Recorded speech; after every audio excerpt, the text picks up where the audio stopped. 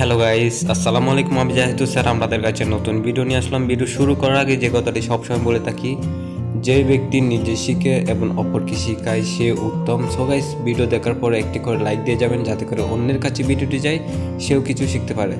চলুন গাইস, ভিডিওটি সম্পর্কে কথা হোক। কিছুদিন আগে একটি বাঁশের তৈরি কবুতরের ঘর তৈরি করে দেখানো হয়েছিল। ওইখানে আমি বলেছিলাম যে আপনাদের কোন ধরনের ভিডিও লাগবে এই নিয়ে আমাকে কমেন্ট করার জন্য।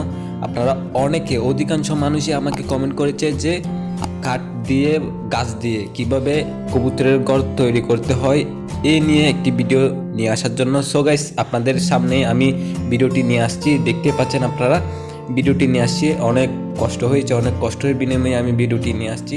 যারা বাঁশের তৈরির ওই বাসাটি দেখেন নাই অবশ্যই দেখে নেবেন। অনেক সুন্দর একটি বাসা তৈরি করা হয়েছিল আপনাদের জন্য। অবশ্যই আই বটমে লিঙ্ক দেওয়া থাকবে, ভিডিওটি দেওয়া থাকবে, অবশ্যই দেখে নেবেন। আপনারা দেখতে পাচ্ছেন আই বটমে দেওয়া আছে ভিডিওটি।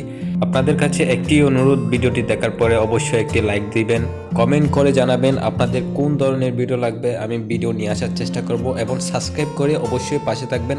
আমি এইরকম বিভিন্ন ধরনের ভিডিও নিয়ে আসবো আপনাদের কাছে আপনাদের উপকারের উদ্দেশ্যে। সো গাইস, অবশ্যই লাইক, কমেন্ট, শেয়ার, সাবস্ক্রাইব করে পাশে থাকবেন। আসসালামু আলাইকুম। চলুন ভিডিওটি দেখতে থাকুন।